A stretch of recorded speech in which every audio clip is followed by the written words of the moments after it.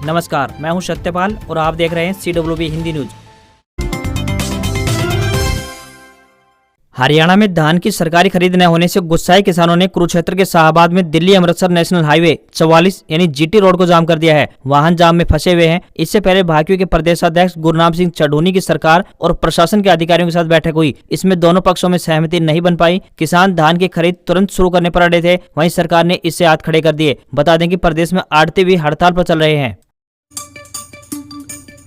हरियाणा के पूर्व सीएम भूपेंद्र सिंह हुड्डा ने भी कांग्रेस के राष्ट्रीय अध्यक्ष के पद में दिलचस्पी दिखाई है। शुक्रवार को उन्होंने दिल्ली में कांग्रेस के अंतरिम अध्यक्ष सोनिया गांधी से मुलाकात की। इसके बाद पूछे सवाल पर हुड्डा ने कहा कि अभी नामांकन 24 सितंबर से शुरू होने हैं। हुड्डा ने कहा कि मुलाकात के दौरान प्रधान पद को लेकर सोनिया गांधी ने कहा कि वह न्यूट्रल है, कोई भी चुनाव लड़ सकता है, अभी देखेंगे कि कौन कौन नामांकन भरता है। उन्होंने अध्यक्ष पद का चुनाव लड़ने से सीधे तौर पर इनकार नहीं किया है, जिसके बाद हरियाणा की राजनीति में भी चर्चाओं का दौर आरंभ हो गया है। हरियाणा में ई ट्रेडिंग प्रणाली के विरोध, बढ़ाई गई मार्केट फीस और HRFD वापस लेने की मांग को लेकर शुक्रवार को आड़तियों की हड़ताल 5वें दिन में प्रवेश कर गई। वहीं आज करनाल की नई अनाज मंडी में दोपहर को प्रदेश भर के आड़ती एसोसिएशन के 7 सदस्य आमरण अनशन पर बैठ गए। आड़तियों ने कहा कि जब तक उनकी मांगे पूरी नहीं होती वह आमरण अनशन से नहीं उठेंगे। अब दिन रात वह धरना स्थल पर ही बैठे रहेंगे। दूसरी ओर अब किसानों की भी आड़तियों के खिलाफ मोर्चा खोलने की तैयारी है। हरियाणा में आड़तियों की हड़ताल को लेकर सरकार सख्त हो गई है। मंडियों में 1 अक्टूबर से होने वाली खरीफ की फसलों की खरीद जारी रखने के लिए प्लान B पर काम करना शुरू कर दिया है। सीएम मनोहर लाल खट्टर ने अधिकारियों को खरीद की तैयारियां पूरी करने के निर्देश जारी कर दिए हैं। मंडी आड़तियों की हड़ताल से निपटने के लिए हरियाणा सरकार ने प्लान B बनाया है। इस प्लान के तहत सरकार अपनी एजेंसियों के जरिए खरीद को पूरा करेगी। सीएम मनोहर लाल ने अधिकारियों को खरीद से संबंधित एजेंसियों की लिस्ट बनाने के निर्देश जारी किए हैं। साथ ही यह भी हिदायत दी गई है कि खरीद के दौरान किसी भी प्रकार की वित्तीय संकट के हालात न बने, इसलिए तैयारी पहले से ही कर ली जाए। खरीद के दौरान मंडियों में हेल्प डेस्क भी बनाए गए हैं, जो कि मार्केटिंग बोर्ड, कृषि व संबंधित विभाग के अधिकारी वहां पर तैनात रहेंगे। हेल्प डेस्क पर किसानों की शिकायतों का निवारण भी किया जाएगा। हरियाणा के सीएम मनोहर लाल ने किसानों को 2 दिन का मौका दिया है। मेरी फसल मेरा ब्यौरा पोर्टल को 2 दिन के लिए खोला गया है। अब छूटे किसान 24 सितंबर तक अपना पंजीकरण करा सकेंगे।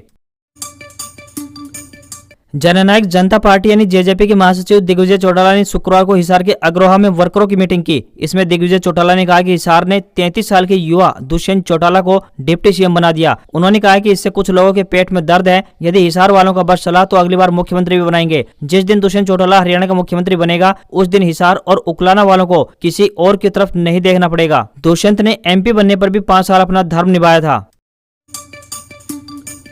हरियाणा के कई जिलों में बारिश जारी, 20 जिलों में 3 घंटे तक बारिश के आसार। धान बाजरे की फसल भीगी, तापमान 6 डिग्री सेल्सियस गिरा। मौसम विभाग की ओर से दोपहर को जारी अलर्ट में 20 जिलों में 2 से 3 बजे तक गरज चमक के साथ हल्की से मध्यम बारिश की संभावना जताई गई। पिछले 24 घंटे के दौरान की बात करें तो गुरुग्राम और उसके साथ लगते नूह में 108 mm तक बरसात दर्ज की गई है। GT रोड के जिलों में भी अच्छी बारिश रिकॉर्ड हुई है। कई जिलों में रुक रुक कर बारिश का दौर जारी है। अधिकतर जिलों में मौसम खराब है और आसमान बादलों से ढका हुआ है। खराब मौसम ने धान और बाजरा उत्पादक किसानों के लिए परेशानी खड़ी कर दी है। अगेती फसल जहां मंडियों में पहुंचना शुरू हो गई है, वहीं पछेती फसल की कटाई को लेकर तैयारियां शुरू हो रही हैं। ऐसे में इन पर बेमौसमी बारिश से बुरा असर पड़ने की संभावना कृषि विशेषज्ञों की ओर से जताई जा रही है।